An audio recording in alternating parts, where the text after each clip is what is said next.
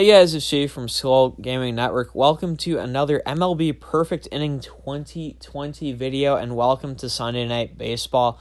Today we're playing a ranked head-to-head game. We're playing Kicking It with a team ranked in the 17,000s. There's my team. There is my opponent's team with the Yankees plus 10 deck. Luis Severino, the starter. Oof. He looks pretty nasty, not going to lie. But, okay, we take the changeup for strike one. And the 0-1. That is hammered to left. Diving catch, Brett Gardner robs us for the first out of the game. Kent Hrbek up to bat now. This is actually my first ranked game I'm trying for this video, and so far, besides the fact my opponent seems to give me the red dots for exactly where the pitches are going, this seems like, honestly, based on the overalls, this is going to be a decent game. Hrbek hits it to center. Bobby Mercer with a diving catch, and there's 2 outs. So 2 balls hit to the outfield, both robbed of hits on diving catches. Swing and a miss by Tony Oliva on the four-seam fastball. On 0-1, swing and a miss, strike 2. Looks like he's going to go there repeatedly. Yes, he does. We hit that one to left. That's a casual flyout to Gardner. So we head to the bottom of the 7th with no runs, and hopefully we're going to keep my opponent off the scoreboard. There we go, strike 1 from Goltz. I wonder if he's just going to play for the bottom of the 9th and try to walk it off. Because it is during the weekend, like head-to-head club battle. So it might make sense for him to try to get a win in as short a time as possible. That being said, that would be some really skilled gameplay. And frankly, I'm going to do what I can to disrupt that and hopefully win a ball game. Okay, we're ahead 0-2 to Brett Gardner, who robbed us of a hit. So we don't want to let him get a hit. There we go, we struck him out. 2 outs here in the bottom of the 7th. Jorge Posada up to bat. He has a nice card. For sure. Swing and a miss, strike 1. On 0-1. Going the slider down and in. Fouled off. 0-2.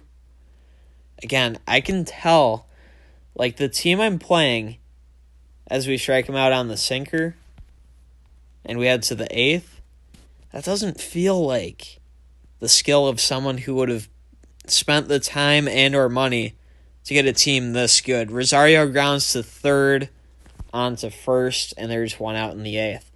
I guess you could say the same thing about the way I've played so far, although I've at least been, in the 7th at least, getting hits to the outfield. Carew hammers it deep to center, solo shot. We're up 1-0. Let's go. When you leave that many red dots, eventually it's going to catch up with you. Torrey Hunter up to bat now. We're up 1-0 here in the 8th. And that is hit well to left. Is that back-to-back home runs? Yes, it is, and we're up 2-0. The Bomba squad comes to life. And Brian Dozier up to bat. Back-to-back home runs have given us a 2-0 lead. That is fouled off, strike 1. Again, I'm not sure why, but my opponent is giving me the red dot every single pitch. So I know exactly where it's coming. Now, they're not fail pitches, but it's very easy. I struck out. I struck out on the up and in fastball. 2 outs for Cecil Travis. Now we're up 2-0. And that's lifted to center. Is that going to fall? Diving catch. Bobby Mercer robs us again. 3 of our 6 outs have been diving catches. Bobby Mercer leads off here in the 8th. Let's see what he can do. Well, hopefully not, though. Yeah, that's what we like to see. A ground out to Dozier at second for a quick first out. Oh, a monster Cody Bellinger card. He's going to drain Goltz by 10. drains him by 10. That is... I've faced a monster card once or twice, but it's not too often. So I'm definitely going to react to facing one. Now, I'm sure if I was playing in the upper ranked echelons, it would be a little more common. And Bellinger does beat us for the single. But we're chilling.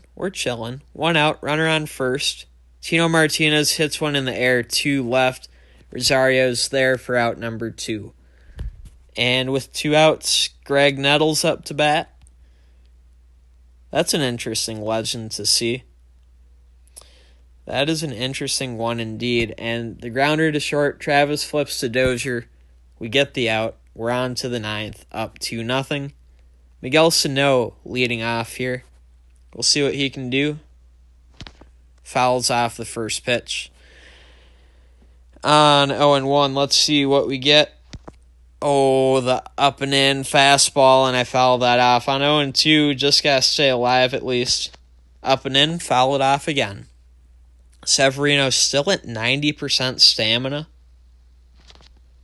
And Snow pops it behind third. Nettles catches it. There's one out in the top of the 9th. Joe Mauer up to bat. He's going to look to get the rally going. And that is hit well to center, but Mercer's going to get there and catch it for out number 2. With 2 away, Kent Hrbek up to bat. He's going to look to keep the offense going. And that is lined to short. Phil Rizzuto catches it. And now we go to the bottom of the 9th. Willie Randolph leading off. He's going to be the last chance for the Yankees to get a run or 2 across and potentially win the game or go to extras. Meanwhile, Dave Gold staying on the mound because he only gave up the 1 hit to Bellinger, and he's going to try to close things out himself. We're ahead 0-2 on Randolph, and we're going the sinker. Down and in, strikeout number 3. Good pitch from Goltz. And now Rizzuto up to bat. 128 power. That's still enough to hit a home run. Don't get me wrong. But compared to the contacts, not very good. He grounds out to first on 1 pitch. And now Robinson Cano is the last chance to keep the game alive for this Yankees team. There we go. Slider, strike 1. Did you see how those shin guards were flickering? I wonder if that was bilateral leg weakness. Is that bilateral leg weakness? If you're a Twins fan, you know bilateral leg weakness was the weirdest injury of all time. I wonder if that's what it is. But we strike out Cano regardless, our 4th strikeout of the game, and we beat a strong team with weak gameplay skills in kicking it 2-0 on the strength of 2 solo home runs. I hope you guys enjoyed today's video. Leave a like if you did. It was probably a pretty short one because the game itself only took 8.5 minutes. And granted, there's some time to load into the game, so it might have been an 8-minute ball game. We'll call that the Mark Buehrle special because Mark Buehrle, of course, was famous for playing games and pitching quickly and getting done in just a little bit over 2 hours, which for baseball, that is very quick. In the comments, feel free to let me know what you thought of this opponent and what you thought of my gameplay. For my gameplay, again, I could have hit a little bit better. Having the red dots for every pitch was a huge advantage. I don't know what my opponent was doing there, but that part was weird.